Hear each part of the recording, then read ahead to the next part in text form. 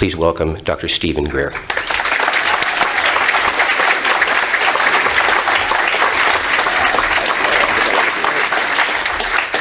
Thank you very much.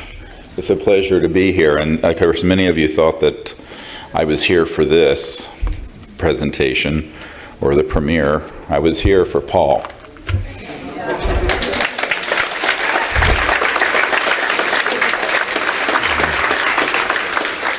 But I would like to thank Victor and Joanne and the conference for inviting me here, and all of our volunteers who are here.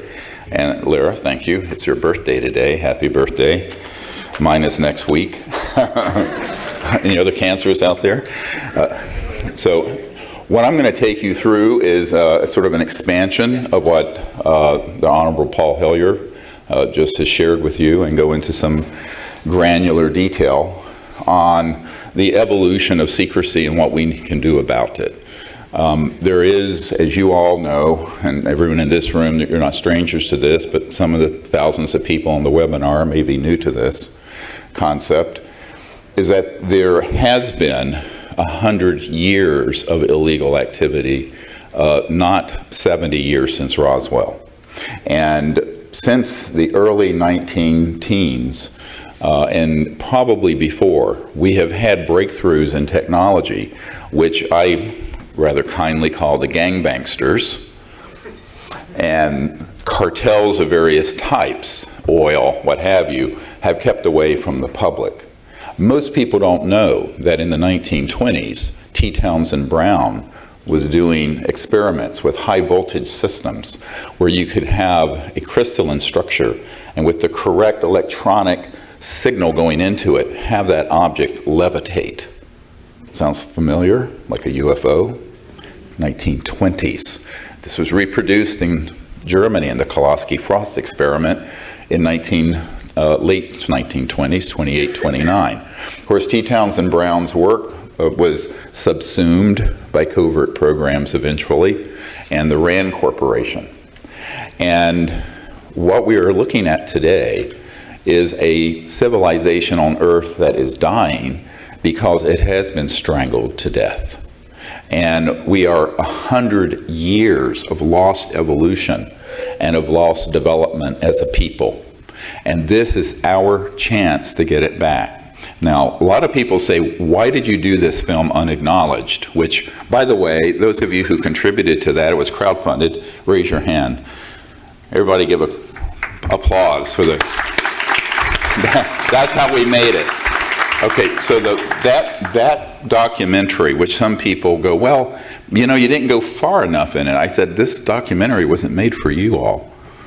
It was made for 7.2 billion people out there who don't know anything about this, okay?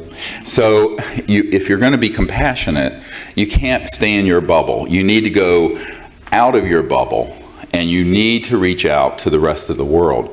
Now, we're very fortunate that we have a major distributor for that film, The Orchard, and that is now, I think we're 8 weeks on being #1 on iTunes worldwide.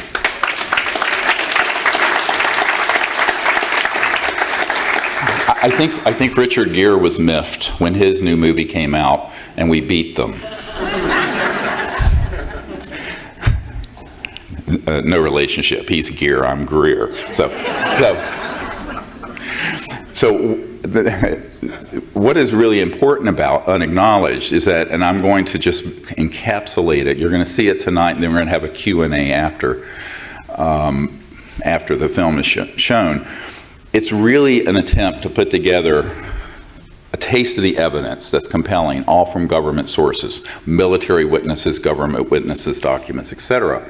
But then go beyond the, let's call it the ephemera, the sort of phenomenon of passing events and evidence. You know, after you have 500,000 or 1 million cases that are in the UFO reporting system, we have enough evidence. What's the secrecy about? But more importantly, how could they do this?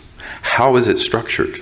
And the name of the film comes from the first word that I learned of a special project category in the early 1990s, and this was just before I was briefing the director of the CIA.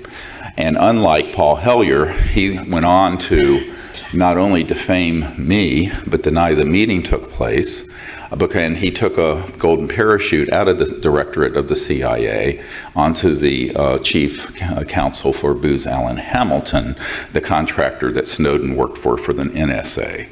And of course, he knew what side that his bread was buttered on, and did not want it to be known when I initially, after he was out of office, disclosed the nature of that meeting.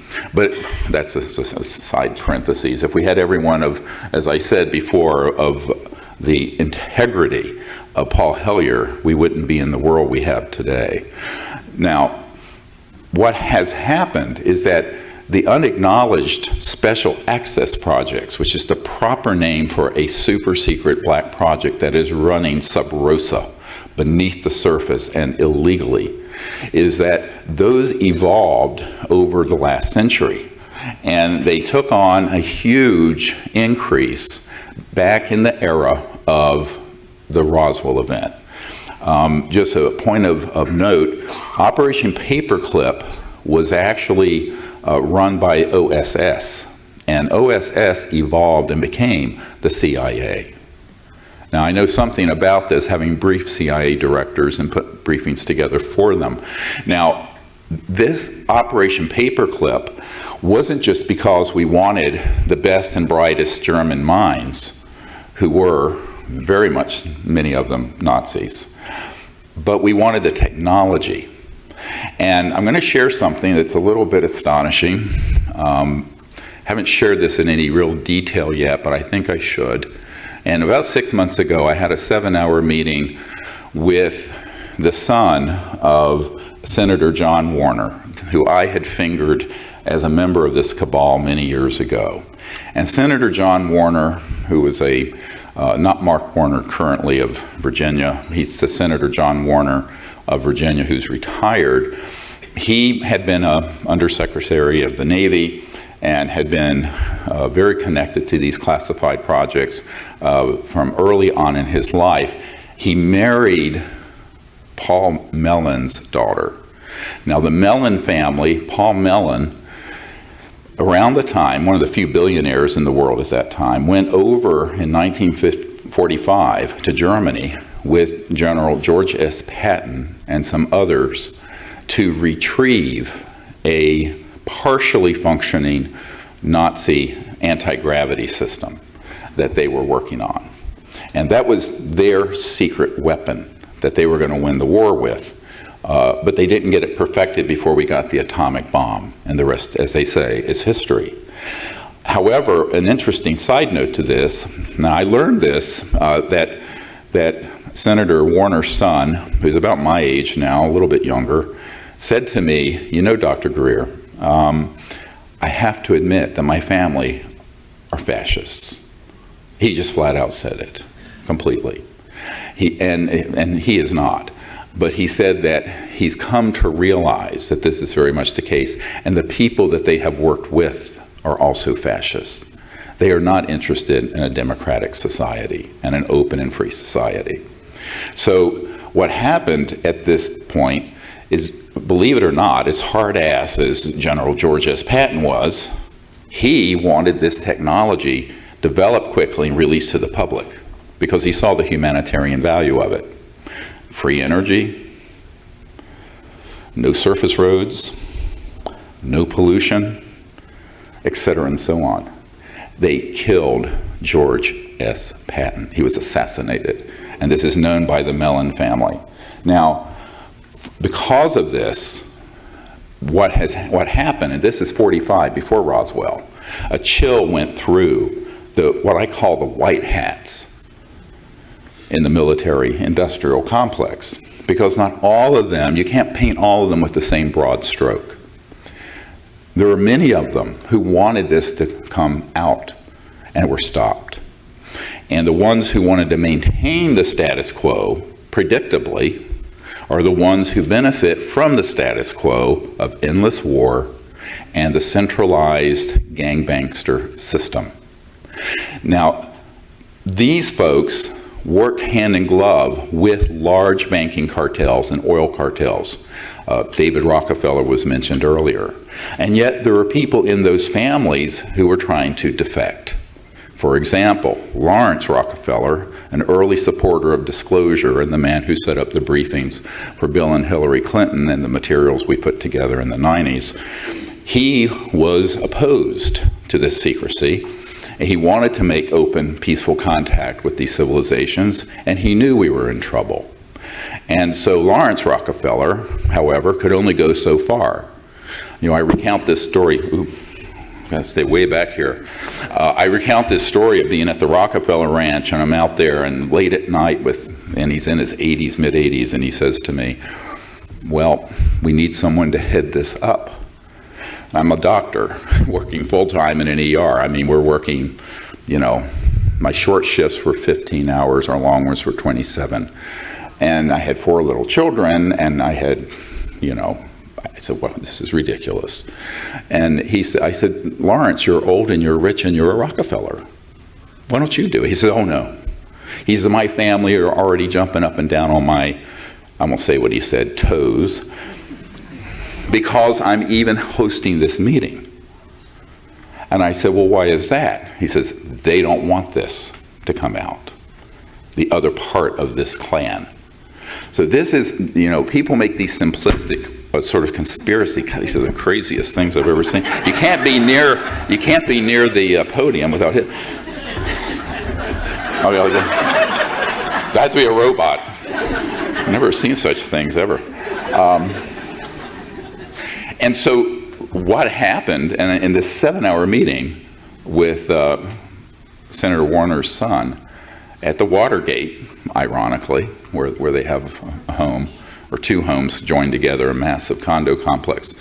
And we were talking about this, and I said, "Well, to what extent has this been known in your family? And did you get confirmation directly?" He says, "Yes. Paul Mellon, as he got older, had had a few too many drinks once and spilled the guts, the beans, all of it, to Senator Warner's son, and confirmed that, in fact, we had technologies we'd gotten from the Nazis and had been studying, and that those were actually under development. But along with those technology are the things like this disintegrator weapon that Mr. Hellier referred to, that are scalar electromagnetic systems. Those are not new. Those were developed in the early part of the 20th century. And those were weaponized so that when these ET craft were checking out what these murderous monkeys, known as humans, were doing near Roswell, they switched it on, bang, 3 of them crashed. 2 were retrieved very quickly. The 3rd one wasn't found until 1951 or 52. So and people think, well, many people in the media have said, well, you know, what would interstellar civilizations not be able to fly in our atmosphere? They were flying in our atmosphere, and then were being surprise targeted with scalar or longitudinal electromagnetic weapons that were early iterations of what we have today. And that is why they crashed. And if you look at the FBI memo that's in the film Unacknowledged, you will see, if you read it carefully, from a field officer to J. Edgar Hoover, that it says that apparently the discs crashed near Roswell because of a new, and I love the euphemisms that they use, radar system. All right, it's electromagnetic, bouncing things off of objects is radar. A new radar system they switched on that caused these ET craft to collide into each other and crash. But they were not just normal radar that did this. So we have to look back now of over 70 years, and this is the 70-year anniversary of Roswell, of actions being taken by humans, which, if we don't get this under control, could lead to exactly what we have been warned about. And I want to go through a few clips. Some of these you will see, not all of them, in the film. The first one I want to play is the one that was referenced by Mr. Hellier, by Eisenhower.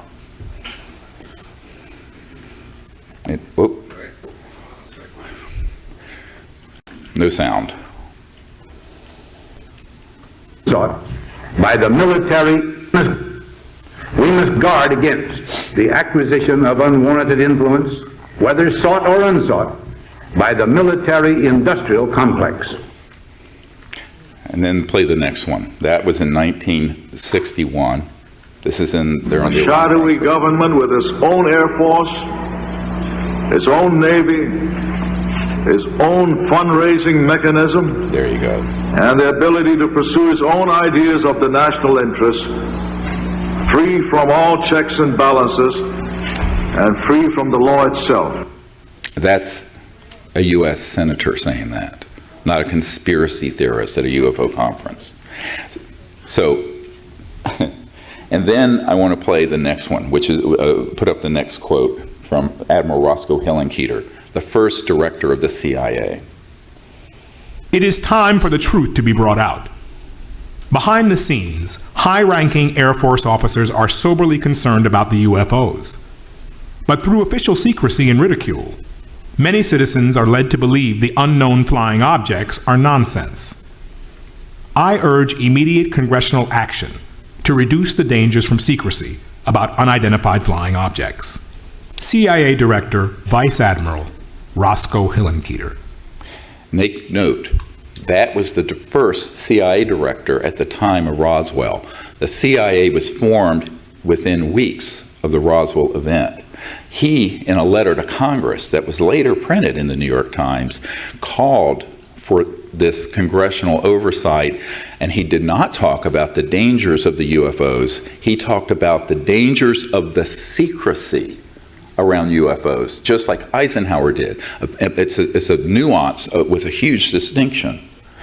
So, on the one hand, we had interstellar civilizations surveilling our most sensitive atomic weapons facilities, and we were taking actions to down them and destroy them. And there have been hundreds of these objects that have been downed, not a couple, hundreds. In fact, there's a man on my team who was at Fort Huachuca, which is Army Intelligence Headquarters, ironically out near Tombstone, Arizona, where they had in an underground facility that he worked in, where there were 9 separate ET craft of different types from different civilizations that had been downed, some of them in Mexico and then brought back up across the border. And in the morgue were just, dozens and dozens of ET bodies that were recovered and had been studied in storage. So this is not something that's a everyday occurrence, but it isn't that rare, but it's incredibly dangerous. Because after I began briefing people like the director of the CIA and presidents and Minister of Defense heads in other countries and members of the Senate Intelligence Committee and generals and admirals at the Pentagon, I learned that the nature of these unacknowledged special access projects were that they were keeping most of those guys in the dark about what they were doing. And this is the most shocking thing of all. And this is why Eisenhower said, beware the military-industrial complex. It will become a threat to our way of life. The secrecy, excessive secrecy, will undermine our democracy. And actually, at the time he said that, that was his last farewell address to the nation, to America, as he left office in January of 1961. It had already happened. He wasn't saying this might happen. It had already happened. Because between the 1945 time period and 1960, there essentially had been a massive coup d'etat by very cleverly moving all these technologies and all these operations in a program that are unacknowledged and beyond the reach of the US president, and even if the president knows about it, beyond the control of it. An Air Force officer I met with who flew with John F. Kennedy on Air Force One told me, and I have a tape recording of this interview, it's very interesting. Back in the 90s when I interviewed him, he said, the president brought this issue up, and he said to me that he knew about it, and he had been briefed on the extraterrestrial matter. But he said, and I'm quoting, the whole matter is out of my hands, and I don't know why. Now, this is the President of the United States. And this should scare the hell out of everybody. And I'll tell you why. Because we live in a world, it's sort of like the Truman Show. You remember that movie with Jim Carrey where, he finally realizes he's on a set and it's all fake? We live in this world of sort of make-believe, and I call it make-believe politics, make-believe media news, make-believe science, make-believe history. It's all make-believe. And the truth is never spoken about. And very rarely, and when you do speak the truth, you're going to be attacked and pilloried, as I have been, and I'm sure others of you who've spoken out in your communities may have been.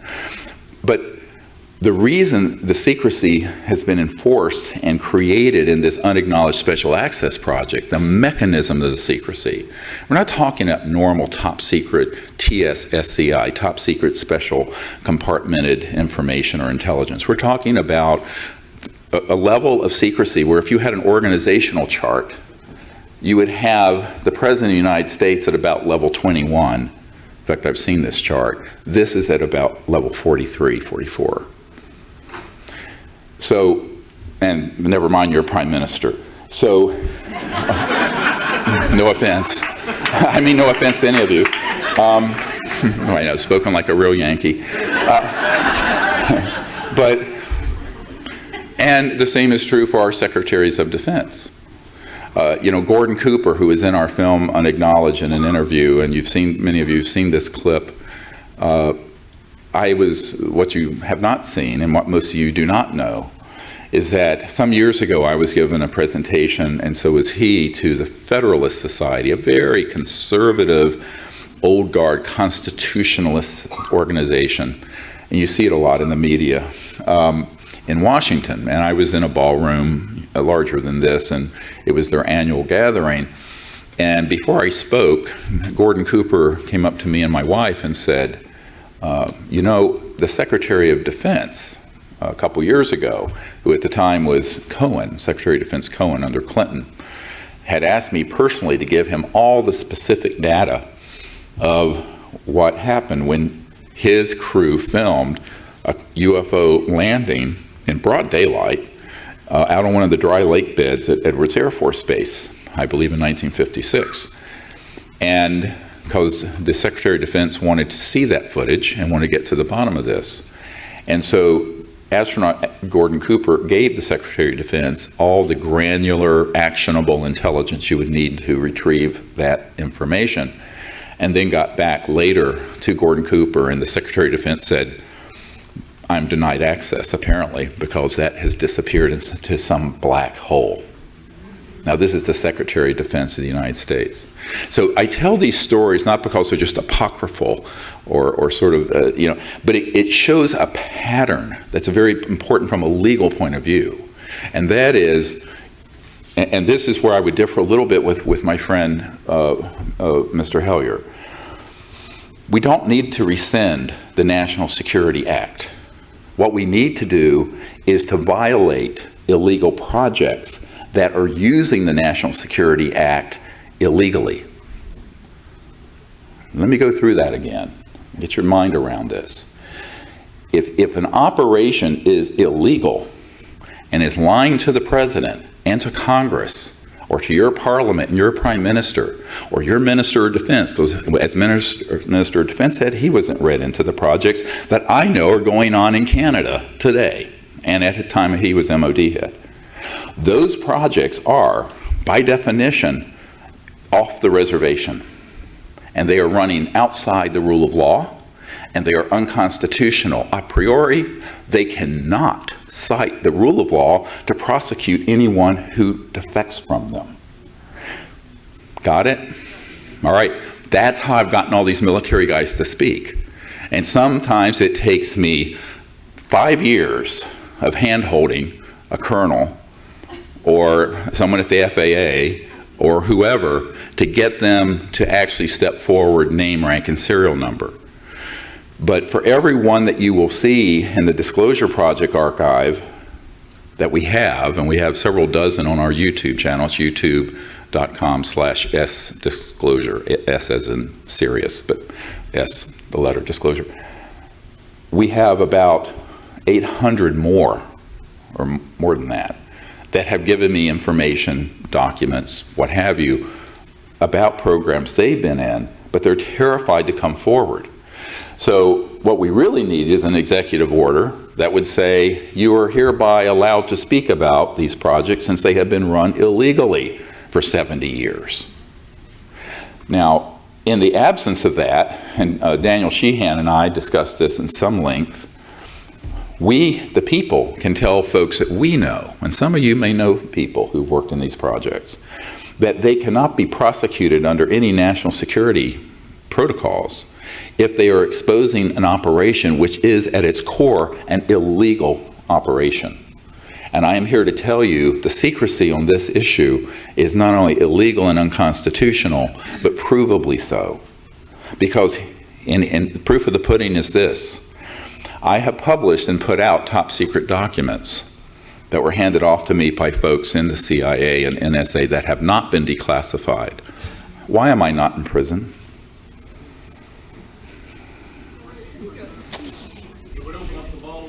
Yes, because I had an FBI guy threaten me once, and I said, make my day. Put the bracelets on. My first call isn't going to be to a shyster. It's going to be to people I know in the media, and you will have confirmed the legitimacy of the document, and we will contest it, and then we're going to hit former President Bill Clinton with a subpoena. We're going to hit the CIA director I briefed with a subpoena, the head of the Defense Intelligence Agency that I met with for hours who had been denied access to these projects, a 3-star general, Patrick Hughes. All of them are going to have to testify under oath that they were given actionable intelligence by my team of current operations at facilities at Nellis Air Force Base, so-called Area 51, at Dugway, the proving grounds out in Utah, the state-of-the-art facility, the area, the Los Alamos connected facilities, Kirkland Air Force Base and Sandia Labs, and on and on and on and on. And they were all denied access. But they were in a commanding position where they had a need to know. Therefore, the projects are illegal. And so this guy looked at me, he says, "Oh, you're crazy." I said, "Yeah, like a fox." Yeah, but I mean, it is a little scary sometimes dealing with these fascists. But when the day is done, they're no worse than gangbangers I had to deal with in the ER. And my Tech 9's coming in your face. I'm going to kill you, you know. Yeah, so I'm saying it's America, you know. This happens every Saturday. So, so it really does. So, a scathing commentary. Should have my own Sirius XM channel. Offend everybody, I guess. But what has happened over the course of these 70 years is that the entrenched powers have become more entrenched. And this has caused us to have be in a time right now where a lot of people ask me, when is official disclosure going to happen? I said, well, we're doing it. And they go, what do you mean? I said, we're doing it. Well, what do you mean? I said, we're in charge of doing it. And they'll say, well, what the fuck do you mean? And I'll say, you don't get it. The people who are inside that cabal who want this out are asking us to do it. That's why you're not in prison. Got it? But not just me, you, all of us. It has to be people's disclosure. We have to do it. We have to recruit more people to do it. We need more people to defect. We need more people to get this film in the hands of 1 billion people. We need all of that. It's very grassroots.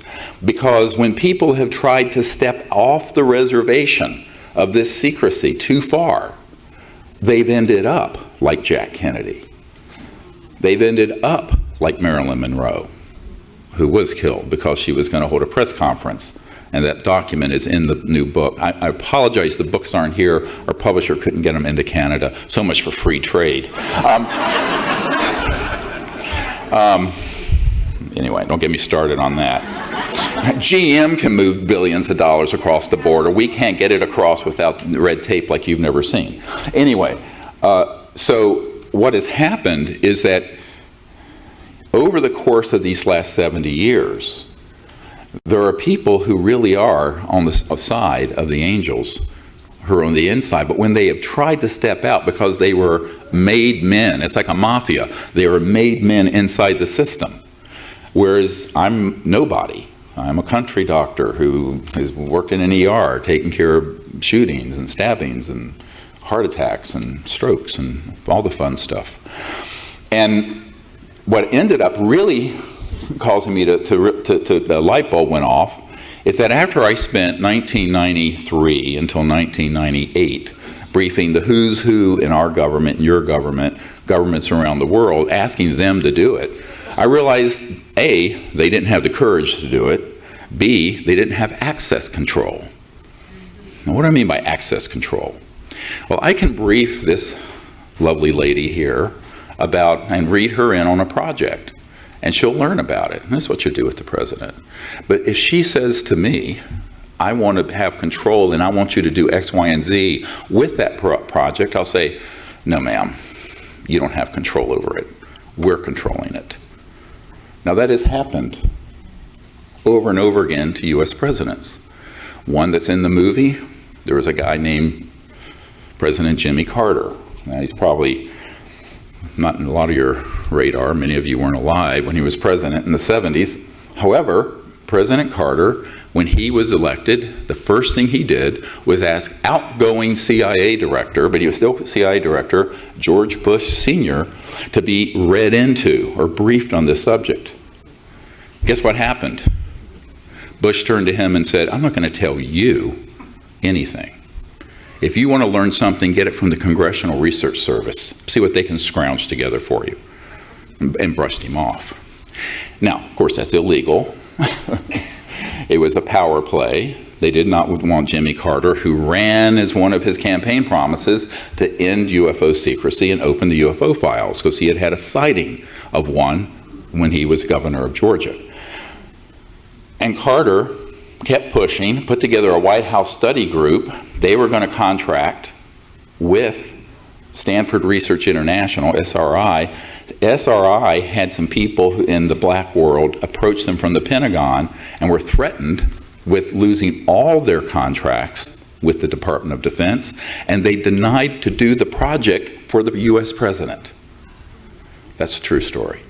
Then what happened, he kept pushing, and eventually a couple men came into the private quarters of the White House and said, President Carter, if you would like to complete your first term as president, you'll keep your goddamn mouth shut about this issue. Just like that. Now that happened, and we know that happened because I know the Carter people in the Carter family and in the Carter Center. So what you end up with a picture of is you might know about the issue, you may drill down on it, but it doesn't mean that you're going to have control over these operations. So the command and control system that everyone thinks exists on normal things, intercontinental ballistic missiles, blowing up Iraq, that's in place. The stuff Snowden revealed, that was being overseen by the president and the intelligence community. This is not just a normal black project. These are unacknowledged special access projects and personnel. And the way they operate is that if you're not in the compartment, you speak of it to nobody. And if you do, you are assassinated. Now, one of my advisors for many years during this turbulent time, the whole thing's been turbulent, and he said to me, he said, well, I was in one of these projects. It was about a $3 billion unacknowledged special access project. This is one project, $3 billion US. And we were taken into an underground facility. Everyone had their weapons taken. Everyone had their recorders, watches, anything electronic. One guy went down with a sidearm and went down, pulled a bullet out of the chamber and said, if any of you speak about the existence of this project to anyone not in this room, in this SCIF, Secure Communication, Intelligence or Information Facility, this bullet will find you and you're a dead man walking. Now, this is a very serious naval commander who I know very well, And I've talked to many other men and women who've been in similar positions. So that is how unacknowledged special access projects operate. It's like the mafia. You blow the whistle on the Don, they're going to whack you. So this is a very nasty sort of way of controlling things. You break the law, you deny access to people who want to get the truth out, you threaten them, you defame them, you engage Disney Studios to make cartoons about the subject so it's ridiculed. Did you know that we have a document that, in a CIA document, officially released to me after I met with the CIA director, describing in the 50s of the CIA engaging Disney Studios to make cartoons about aliens, you see, so that people would take it with levity, ridicule it, and create a lot of social opprobrium and embarrassment if you were seriously taking UFOs into consideration. So this is what we're going to talk about a great deal at my workshop tomorrow, is the structure of how that has happened and the extent to which the UFO subculture was the primary target, and still is, of the disinformation and counterintelligence operations. It is the number one, because how else are people finding out about this? The internet and the UFO subculture. It's not a pretty story, but you need to know it. Now, I want to go, before too much time passes, to this next slide by the General Douglas MacArthur.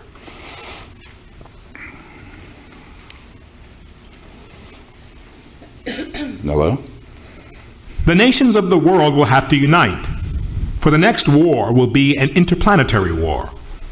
The nations of the earth must someday make a common front against attack by people from other planets. General Douglas MacArthur. That was in 1955.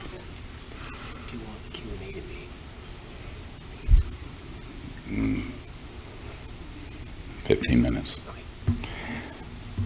That was 1955, October. I was 3 or 4 months old. And they already had this plan for a false flag or a false INW threat from outer space that Werner von Braun later spoke of. And now let's listen to Ronald Reagan at the United Nations. I occasionally think how quickly our differences worldwide would vanish if we were facing an alien threat from outside this world. Yes. The only way we can live together in peace is that if we're at war with someone else. I mean, this is, of course, batshit crazy, but we have something here that is what is called an acculturation process, where over many decades there have been leaders that have been convinced that we have a threat, and that the solution to that threat or incursion from other civilizations is to militarize the relationship. Now, interestingly, the same people who benefit from, say, hoaxing the Gulf of Tonkin event in Vietnam, which stampeded President Johnson into escalating Vietnam into the quagmire it became, that cost trillions of dollars and hundreds of millions of lives, if you count Vietnamese and Southeast Asians as living humans, which they are, or the famous weapons of mass destruction that Saddam Hussein had, which were to justify us going into Iraq, which gave us ISIS. It's all hoaxed. And so you have people who are continuously creating hoax scenarios. And this has actually got a very military-sounding bureaucratic term, and it's called a deceptive indication and warning, or a false INW. And that's what the pop culture would call a false flag. And these are concocted in their research projects all the time, and they're put on a storyboard years, sometimes decades in advance. And the big one is the alien invasion one. And so through the UFO subculture, Hollywood, the media, and the internet, there has been a very well-funded and clever disinformation and counterintelligence operation that was launched in the 50s to convince people of what you just heard General Douglas MacArthur and Ronald Reagan decades later say was necessary. Now, let's pause for a moment on this, just for a moment. You're an interstellar civilization, which means you're also transdimensional. What do I mean by that?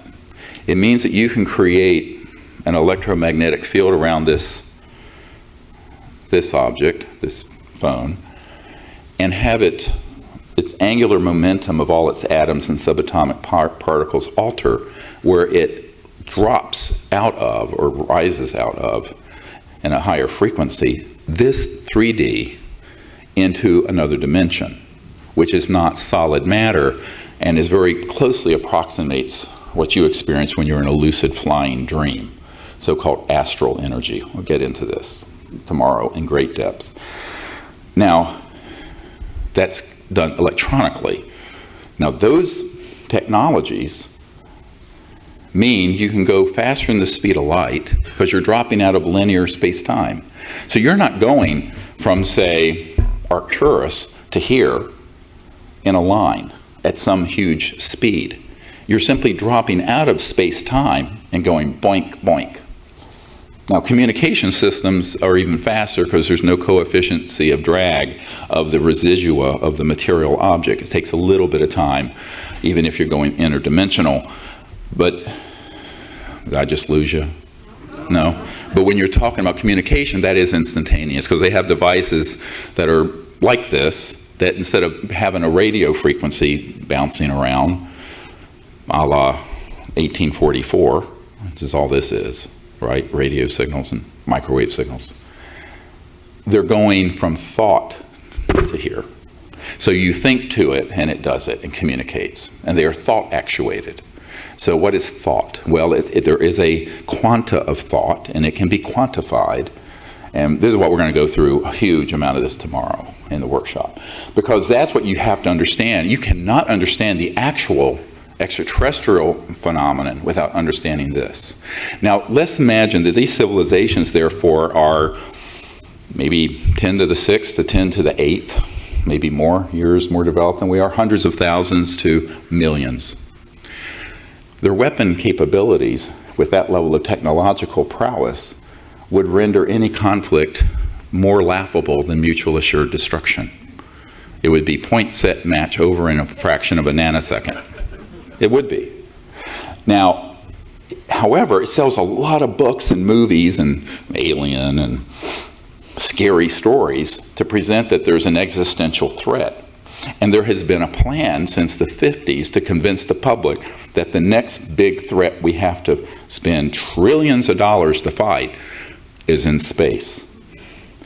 And that's why I made Unacknowledged. I made the movie Unacknowledged to expose this. Sort of like Paul Revere screaming, the British are coming. Because this is not something theoretical. I have met with people since the early 90s who have been on policy boards where they said we can hit a button, bang, launch events that 99.999% of the public and the National Military Command Center would think was alien. And it's 100% man-made and it will fool everyone. And this man had been on an interagency committee with NSA, CIA, Air Force, what have you, in 1974. And he said that it was fully operational long before he was on that committee. So people have to understand that we need to take a deep breath and look at what kind of manipulation has gone on to stampede the masses into fear. Because in order to have, and here's this right out of the Nazi playbook, in order to get the public to go along, you have to terrify the populace, like 9/11 did, and like Hitler did in Germany, but you have to have an enemy. Well, how do you have an enemy? You have to have an acculturation program that begins to put out all kinds of false and defaming and scary scenarios that you're creating under these deceptive INWs or false flag procedures. And convincing the public that they're actually something else, that they're saying in that case alien. But they're not alien, they're man-made.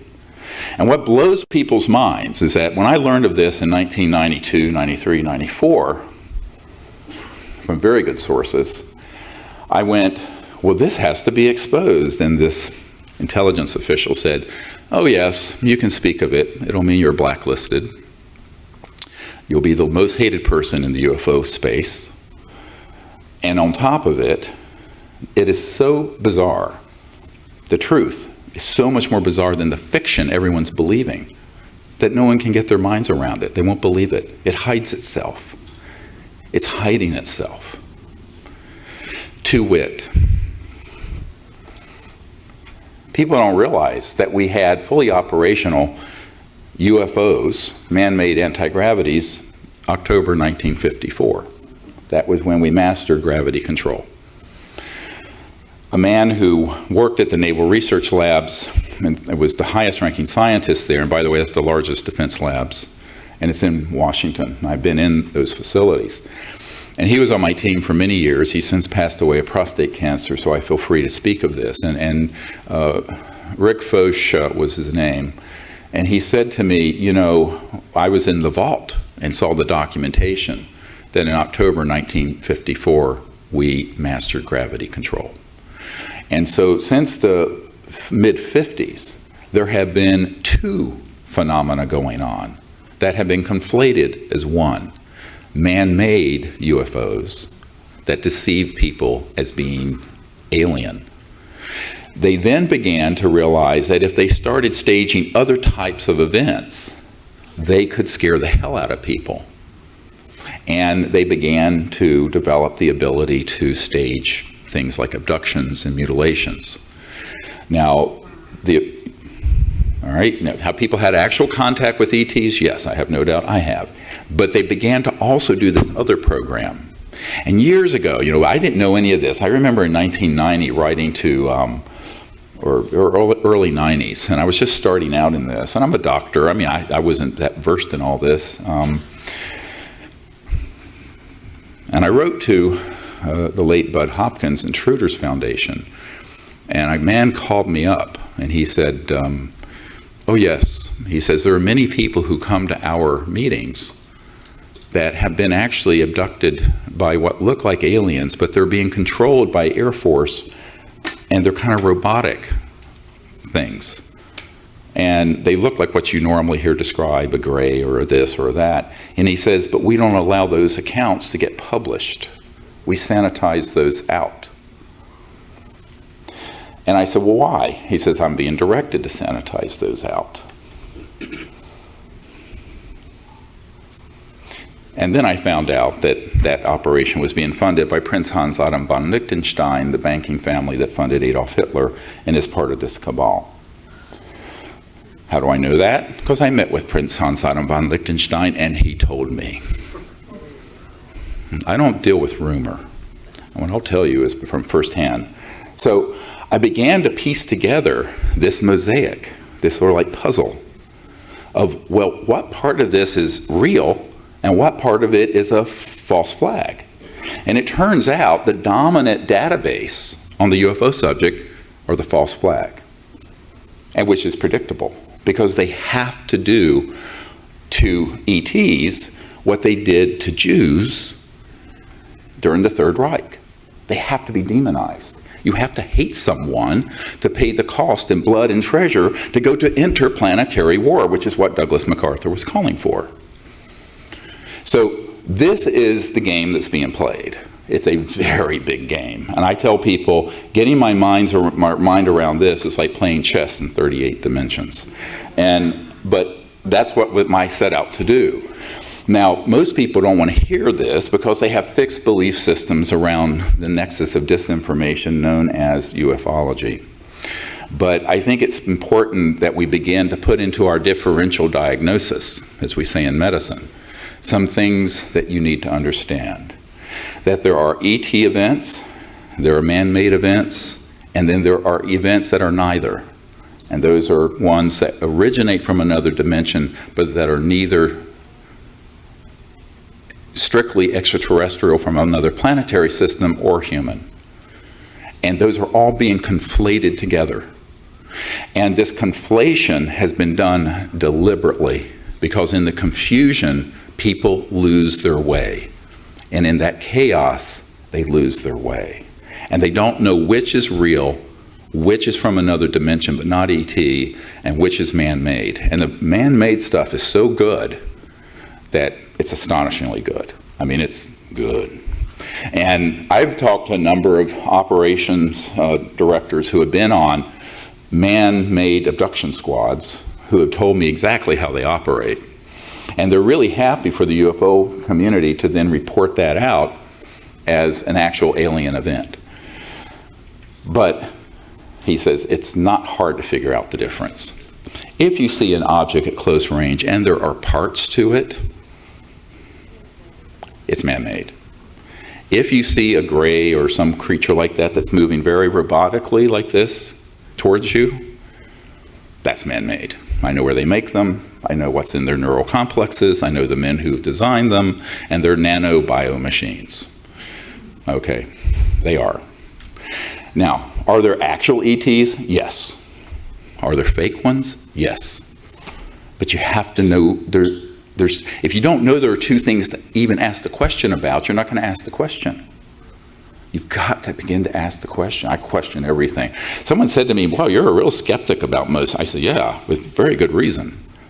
Because most of the information out there is contrived disinformation that has been designed by the intelligence community to create the platform or the foundation for World War III. So I always ask people, aren't you tired yet? Aren't you tired of hating? Aren't you tired of fear? I mean, we went from, in the South where I grew up, I had an African-American, we just said black back then. I had a black girlfriend in high school in 1972 and 3 in North Carolina. Let me tell you, this ain't Toronto. And I was almost murdered. I was chased by some rednecks who were screaming the N-word lover at me as they chased me on my bicycle and ran me into the woods.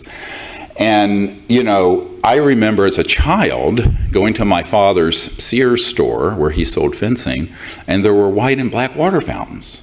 I was 4 or 5 years old. This was about 1959 or 60. And I went to one time, and I was thirsty, and it was August, and it's the South, and it's hotter than blue hell. And so I go over, and I'm drinking out of this one. I can't read because I'm 4 years old.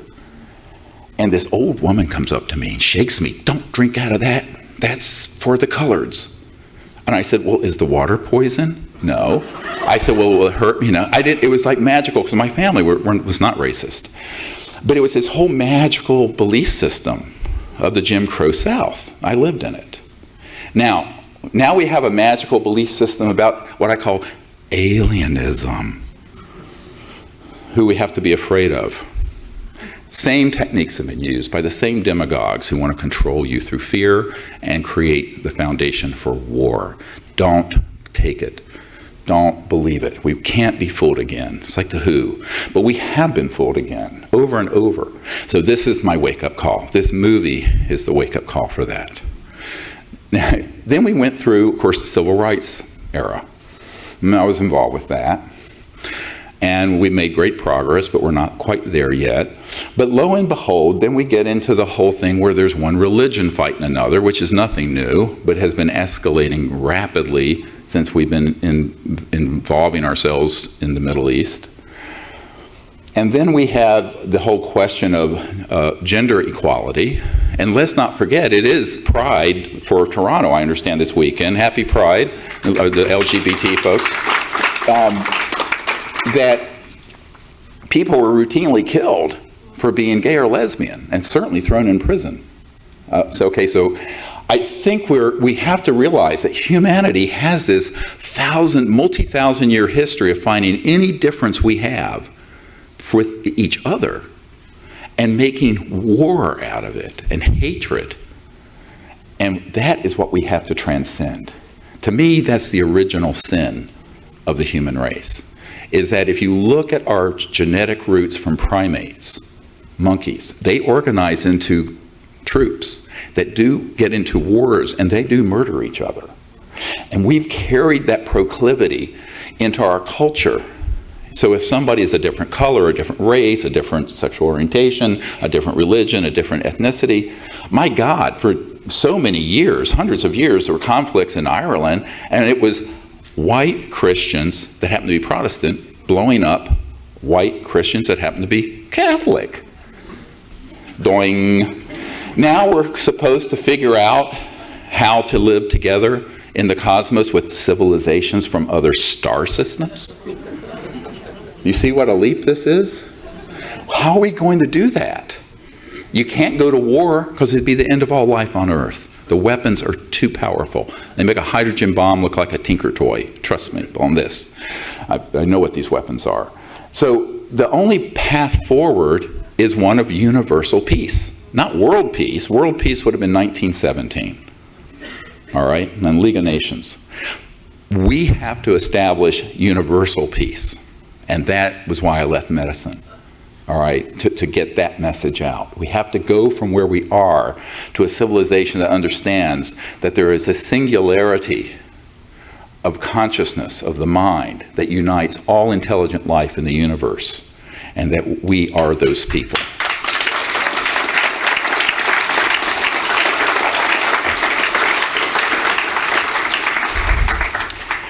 Now, a lot of the problem with this whole issue has been also the extent to which the media is corrupted. And Mr. Hellyer referred to some of it, but I want to play this clip from a counterintelligence. This is a professional disinformation officer, and he's in the movie Unacknowledged, but he comes clean. Listen to this.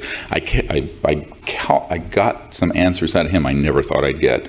Let's play Officer Doty. Yeah, the high level producers and directors. Yeah. And how were they paid so that it wasn't? Cash. Yeah, you pay. What you do is you make them sign a form and you tell them, you got to report this to IRS. But whether they do it or not, you're not going to give your form to IRS. I paid, I better not say. Some of them are large.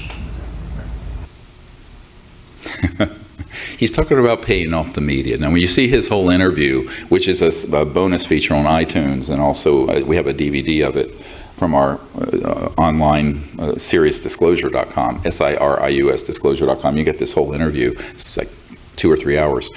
He's talking about how, as a counterintelligence officer, he would carry bags of cash, not just to local at Kirkland Air Force Base, but national media, to get their cooperation on this subject. And then we have the astonishing fact that the constitutional attorney, Daniel Sheehan, was involved in a case where he saw a document where there were 42 people who were the editors and people who were national security correspondents at the major North American and European papers that were on the payroll of the CIA. Directly. This is not a conspiracy theory. This is a complete corruption of the Fourth Estate, of the freedom of the press. So thank goodness we have the internet now, but the internet is a non-selective filter. Everything gets put up there. Information, disinformation, nonsense, rubbish, truth, all of it's up there. But the mainstream media routinely kills these stories. And what's interesting, and let's not talk about ancient history, we will in a moment, because that all started back in the 40s with the Roswell event. The last 8 weeks. Since when is a crowdfunded, independent, modest budget documentary gets released and it's #1 on the world's largest platform, iTunes, globally for 2 months, and no major media will do a story about it? That's true. No, it's not, they have Bigelow, who's been working with the cabal on 60 Minutes. At the same time, this is on #1. So what you find is that the corruption is ongoing in the media. And the only way we're going to get around it is with the freedoms of the internet, but also word of mouth, all of us, to everyone we know. I want to play this next clip from Carol Rosin, who was referenced by Paul Hellyer. She's a very dear friend, and she had been Wernher von Braun's spokesperson for the last few years of his life. Listen to this carefully. You can play that one. When von Braun was dying in front of me, the very first day that I met him, he had tubes draining out of his side. And he was tapping on the desk telling me, "You will come to Fairchild." I was a school teacher. "You will come to Fairchild and you will be responsible for keeping weapons out of space." The strategy that Wernher von Braun taught me was that first the Russians were the enemy against whom we're going to build space-based weapons. Then terrorists would be identified. Then we were going to identify third world country crazies. And the next enemy was asteroids. The last card is the alien card, and all of it, he said, is a lie. A lie. Yep. Now play the next one. Listen very carefully. Have you been exposed, or did you come across in your career and your network the false INW or the deceptive indication and warnings projects related to this? Yes. And what did you find out about those? That's pretty hush. I don't think I should talk about that. Yeah. I mean, that's why when I briefed the head of the Defense Intelligence Agency, that was the main subject. That is, that's very sensitive. Yeah, it's very sensitive. Yeah. Yeah, that's very. He's admitting to the false flag, but he won't go into the detail. What he doesn't say is volumes. Now play the next one. We did do that, yes. I'm asking about the OSI did that. There was a special group out of the 7602nd Air Intel Wing at Fort Belvoir. They came out and did that. They had these people that had maybe some sort of defects, anatomical defects that were brought in to fool people and thinking they're aliens. Yeah. I can't give you any specifics because the program is still classified, and they probably still doing it. I wouldn't doubt it. They were still doing it.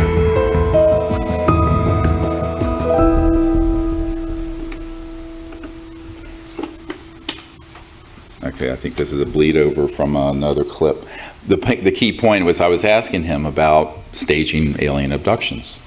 We did not go into mutilations, and I basically asked him, "Are you aware of this?" If you look at his whole interview, and in the book Unacknowledged, the whole transcript is in there. The book has about 10 times more information than the film. And he talks about the fact that there were some specific cases he knew about in Washington State where people saw something they shouldn't have seen that was man-made, and they then sent in a home invasion team of aliens that were man-made to attack them. Now, this is very reminiscent of the Stan Romanek case. I mean, you heard some years ago, and he was on Larry King and all these shows with Boo, you know, the alien that would pop its head up. Well, I went to his home, and Ricky Butterfast, who's here with me, can attest to this, and to meet with him and see what had actually happened. And it turns out he had sold the rights to the tape recordings I'm about to describe to Disney, which black shelved them. Now, in this particular case, in one of these incidents, he was having like his medicine bottles were being like microwaved and melted in his cabinet, and weird stuff going on, and electromagnetic strangeness in his house. And one particular day, he had a camera set up, a video camera. He was in his kitchen and it was running, and this alien walks in and apparently throws a canister, some chemical, and he passes out, knocks the camera over. And there had been someone who kept warning him about what was going on. Apparently his father was in the Air Force, and there must have been a friendly on the inside who knew what game they were running on Stan. And he had this tape recording, and it was a tape recording of a computer-generated voice saying, "Stan," It was a female British sounding voice. Stan, it's one of the fake ones. That was a fake one, over and over again. And I'm sitting there with a MUFON investigator, and Ricky Butterfast and myself, and Stan Romanek and his wife. And I said, oh yeah, obviously that's a fake one. They said, we don't know what that means. I said, that's a man-made one. We've been building those out of the underground facilities. I've been in, I know exactly who's building those. That's not an ET. And they went, what? They didn't even know that was possible. Well, Doty admits that they have done this. So then the question, you have to then take everything you've ever read and everything you've ever seen and go, was it real or was it Memorex, as they used to say in the commercials? You know, is it real or was it something that was made up for its psychological warfare value? And I'm quoting from a CIA document from 1953. To what extent have we been deceived? And so I think this is why we have to be brutally honest with ourselves. And I have had contact with ETs, and I have also been targeted with what he's describing. Both, and I know the difference. And I can tell you that it's quite clear the difference. And the electromagnetic weapon systems that can induce an abduction state, and then the things they can do are truly terrifying. And the same thing with the mutilations. You know, Dr. John Altshuler, who was a hematologist, pathologist in Denver, who was the original Snippy the horse investigator back in the late 60s in Colorado, is a very good friend of mine. And he concluded that those were 100% being done by paramilitary human groups made to look alien because they would frighten people, but they were also getting raw materials for their program life form labs that were in underground bases out there. And they were getting cell types and cells with high mitotic indices and things of that sort, on the tongue and the rectum and the genitals and what have you, because they reproduce quickly. But they would masquerade it as a UFO doing it. And he figured that out long ago. And then all of a sudden in the UFO subculture, an alien harvest. Well, no. Actually, it's a paramilitary harvest. And we know exactly what they're doing with these body parts, and we know why they're doing it. And they're very happy for people to think it was ET. That's how counterintelligence works. So if you want to study this issue, you cannot leave out, you can't just take anything at its face value. You have to question what part of it is real, what part of it is hoaxed, and why would they want people to think that there's a threat? What Reagan said, what General MacArthur said. Because, let's get back and follow on with what Paul Hellyer was sharing. How do you justify trillions of dollars in expenditures unless you have a bigger and more powerful enemy? You know, Leon Panetta, the CIA director for Obama for a period, and I provided a briefing to him, and you know, he said publicly, we're spending $110 billion a year chasing about 70 Al-Qaeda people in Afghanistan. He literally admitted 70. So in order for Halliburton to get their $150 a gallon for a jug of water no-bid contracts, you've got to have this war going on. Cheney's old company, Halliburton. So this is all contrived, but the big one's coming. You ain't seen nothing yet, friends. If you think Vietnam was a disaster, or the Iraq War and ISIS and Afghanistan's a disaster, you just stay asleep and let this other one come rolling out over the public.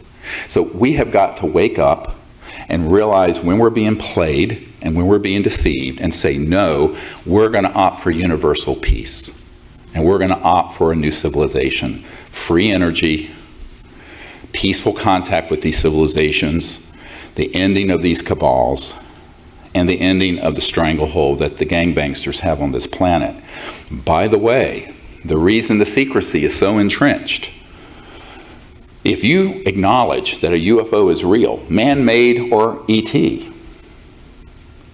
the first question is going to be, how is it operating?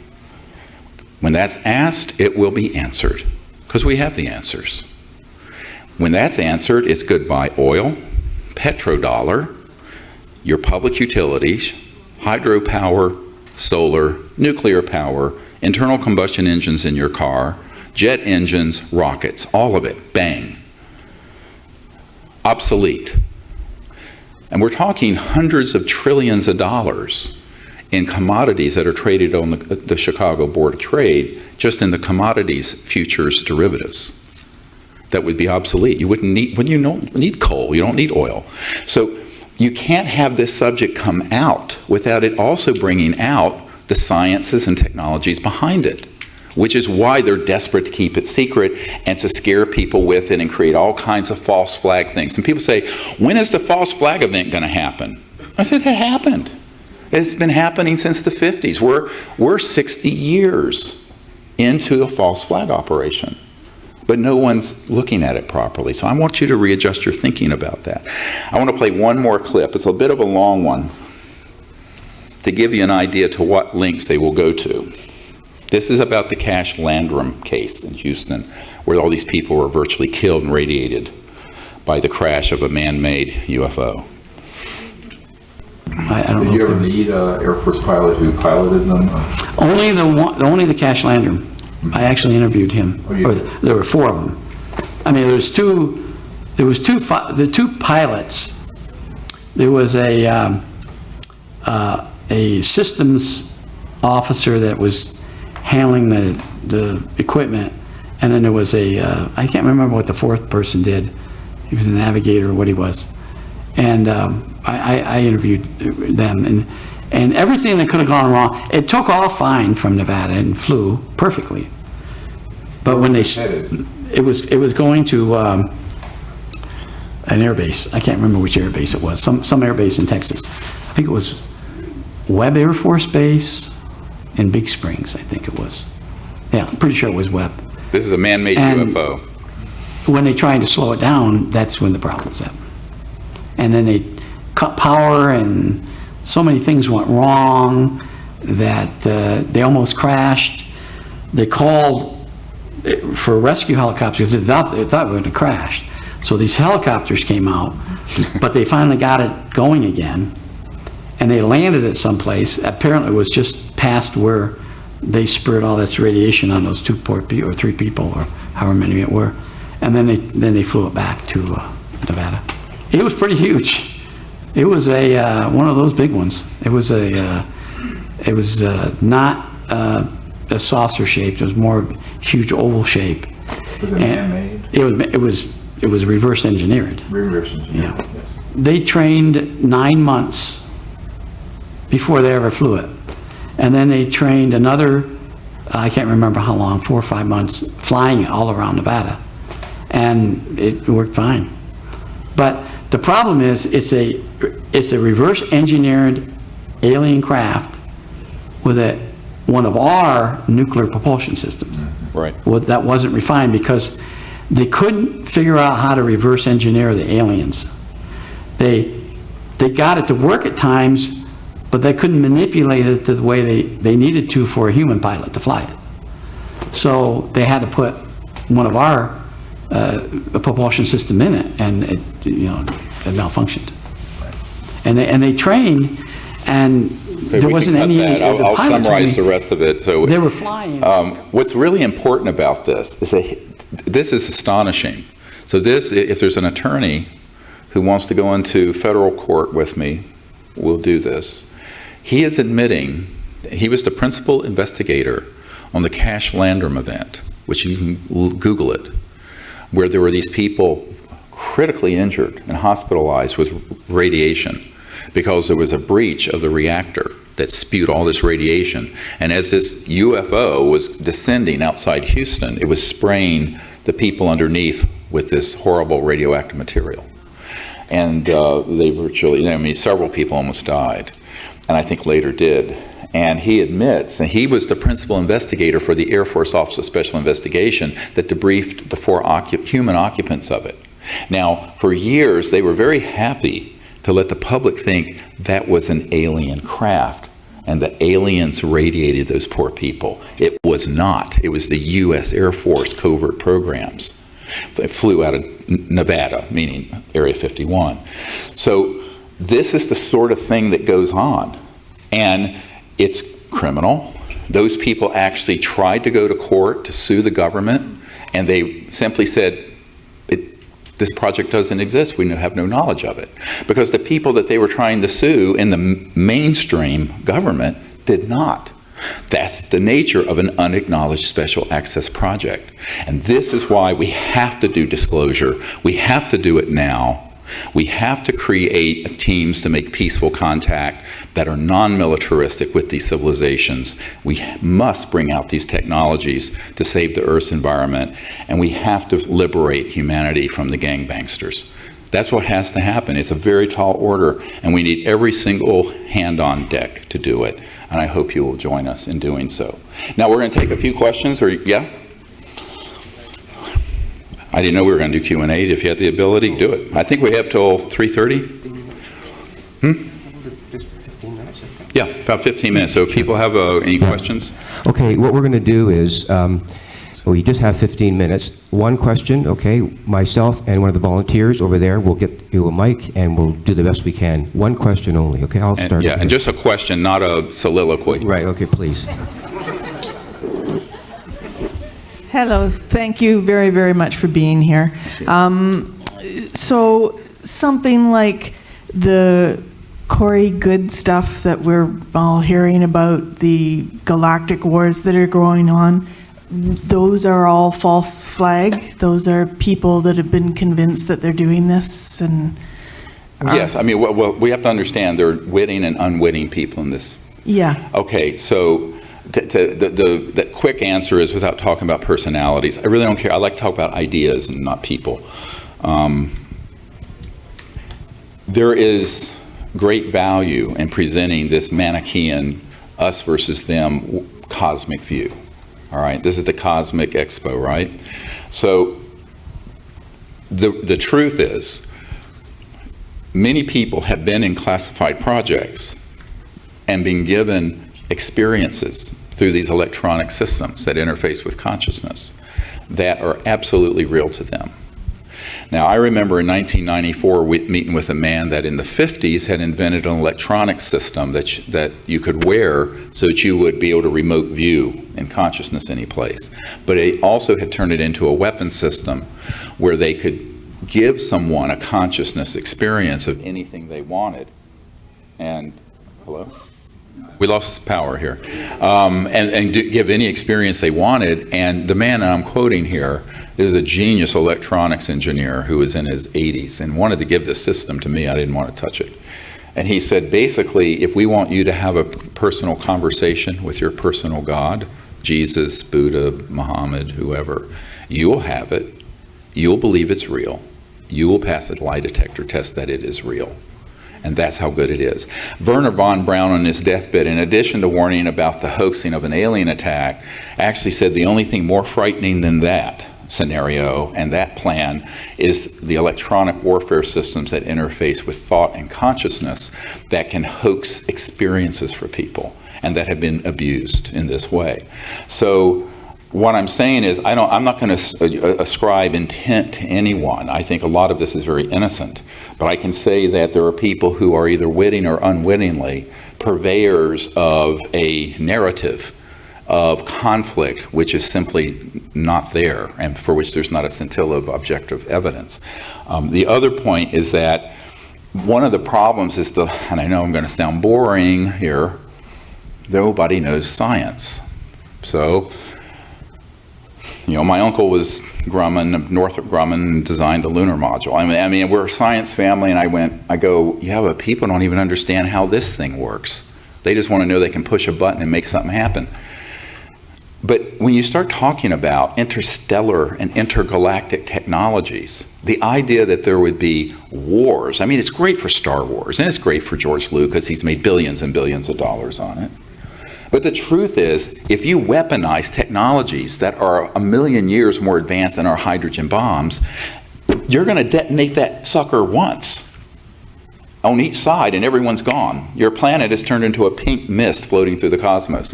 So the idea that there's going to be this sort of like cowboys and Indians doing this business, it's only because people don't understand what the science and technologies are behind transdimensional interstellar travel. And so it makes for a sexy narrative. It's great because it can scare the hell out of people. Makes no sense. Any more than mutual assured destruction makes any sense. Like Paul was talking about people in the Pentagon, let's get into a thermonuclear war with Russia. Well, the thousands of thermonuclear weapons that are thousands of times more powerful than Hiroshima, you're not going to survive that. The whole planet wouldn't. So, and those are technologies from the 40s and 50s. We're talking about technologies that are hundreds of thousands or millions of years more developed. So I think we have to look at how does life evolve in the universe? And we're going to talk about this a lot tomorrow in the workshop that I'm going to do here from 3 until 7, is that there is a morphogenic field propagation, but there's a selective process. That if you reach a certain point and you don't make it to what Michikaku calls a level 1 civilization that's peaceful and living in harmony with its environment and not destroying its planet, you don't make it any further. So we're a level 0 civilization.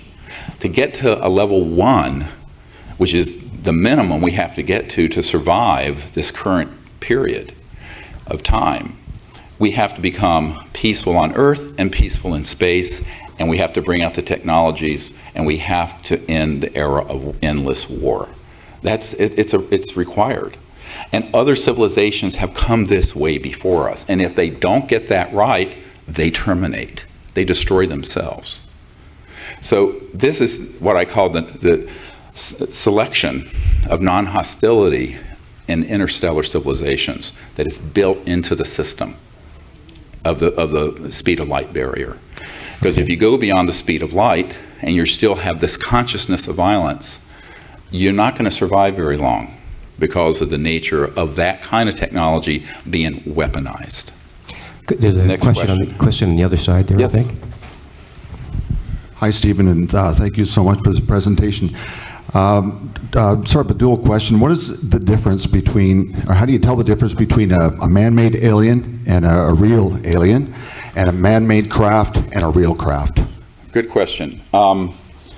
Sometimes you can't, because the man-made ones have gotten very good, but at a close proximity, if you can see superstructure, meaning the airform, the ET objects are seamless, and they have no visible parts.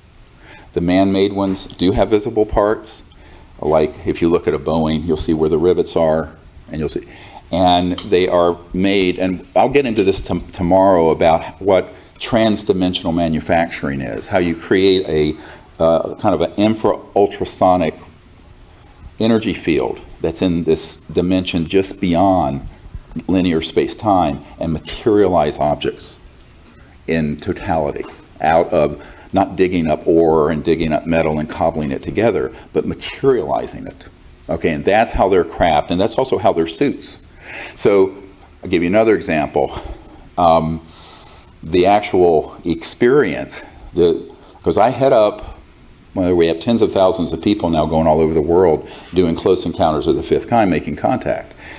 No one's ever been bothered by ETs, but we have been bothered by what you're asking about. For example, we were near Joshua Tree once, had this beautiful experience with this seamless craft and these beings that partially materialized around us. I'll show a picture of it tomorrow, of this ambassador from the Andromeda galaxy.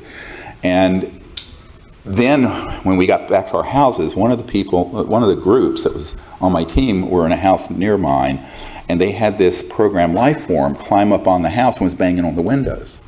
And it was like something like not a Chakupalopera or whatever you call it. It was like one of these crazy things, but it was like right out of Montauk or right out of. But that was a man-made creature meant to scare. And so one of the people in the house had a firearm, chased it off, and it ran off into the desert. And there were a group of SUVs at the base of this desert road far away that apparently it went back to. And that was a man-made program life form that looked. It would fool everyone to be an ET. So the first thing I train people who are on these CE5 contact expeditions to be able to identify the difference. And of course, there's also an invasiveness to it, a frightening aspect to it. None of the ET experiences. So I say, well, the aliens are man-made. The ETs, I said, we need to rename this conference. So get rid of alien. It's a xenophobic word. I hate it. Sorry. But really, we're talking about, it's really very clear once you understand what to look for. There's also a sort of invasiveness. So if you become frightened, in every case, I can't think of an exception to this, on our teams where we've had a craft or a being get come very close, if someone is afraid, they stop and they back off. Whereas the military ones are going to come right at you, buddy, and they ain't going to back off. So there's an invasiveness to the ones that are man-made. And then there are other characteristics. For example, one of the men who was on a naval ship when we were testing our ICBMs shooting downrange in South Atlantic, the captain came to me with this story of how we shot down this ET craft. And to make a long story short, the reason he called me was that when he retrieved the ejection pod that was seamless, and there were these 4 39-inch tall ETs, and he said they were handsome little men. They look with the skin color of Sicilians. Very politically incorrect, even in a red state, but never mind. And no hair, and I'm quoting, I mean, hey, it's just the truth. And he said, but the reason I'm calling you is that they had this uniform on that was some type of metallicized cloth that was very fine, but there were no buttons and zippers. And he was perplexed for 30 years. How in God's name did they get in and out of them? Because you couldn't. You could not get in and out of this uniform. There was no way to get, none of this. So, and it was tight, and there was no way to get over your head or take it off. I said, they have a electronic system where those items materialize on and off. They would zip, zip. He says, oh, that's it. And then I explained to him what transdimensional interstellar manufacturing consists of. So ironically, a lot of these military guys who approach me have just had one little picture of something, and they come to me because they kind of know that I've been collecting the picture from 1,000 different sources. So in a sense, we've become our own intelligence gathering operation with the Disclosure Project. But that was the main reason he called. And that's another thing to look for, is the clothing, subtle things like that. I mean, you wouldn't think to look for it, but it's very important. Another question. One more question back here. I think we have time for one more question, okay? Back here. Yeah, sure. You the boss. Question I have is reading about Operation High Jump. Now, Byrd in the end turns around and says we have to be very careful because there's objects that can fly from pole to pole. You're familiar with this. Is that a flag that's gone up, or is there something behind that we're not supposed to know? Because Byrd was supposed to be down there in Operation High Jump for 6 to 8 months. After 2 months, they scattered home with their tail between their legs. But there's objects that are flying through the atmosphere from pole to pole. Well, fill me in. It's been well known that one of the places that for decades now, probably 60 years, there have been covert military UFO-looking bases that are on the poles because they're very well hidden. It's also come to my attention recently from a man who's worked very closely with the United Nations and with the last CIA director, outgoing CIA director Brennan, that is apparently, particularly the southern Antarctica, is where a false flag would be launched from, so that these assets could be put up and get airborne enough. They wouldn't be coming from space, but they would look like they're coming from space, and there's very little detection in these very remote areas on either pole, up north or around the southern pole, and that there are underground facilities there. Now there are other ones, such as the Pine Gap area of Australia, and I have a man who worked there as a physicist, and that's a huge underground facility. That's a joint Air Force and NSA operation, and that is where a lot of the program life forms are being manufactured, by the way, is in that area of the central outback of Australia near Pine Gap. And I have interviewed a man who worked in the facility and how it's structured and how it's laid out.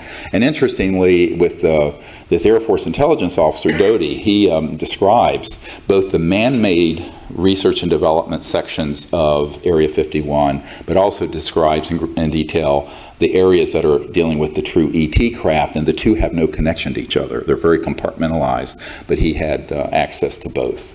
So it's a very interesting, that whole interview is amazing. It could have been a whole documentary, but, and you can see it, I mean, it's available. So in closing, I'd like to just thank all of you for coming and for your support for Unacknowledged. I hope to see you tonight. We'll have more Q&A time after the film. We'll have an hour of it. And I want you to just leave with this one thought. Don't look to your governments to fix this. Look to yourselves and your neighbors.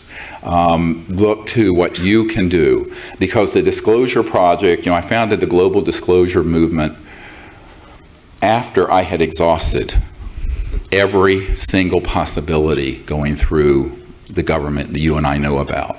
So I have not a lot of confidence in the governments as they currently exist because they are wholly owned assets of the cabal. I have a great deal of faith in the average man and woman on Earth to learn about this and do the right thing and come together. And if we do that, we can create an entirely new civilization on Earth that will go on for hundreds of thousands of years in peace and abundance. Thank you.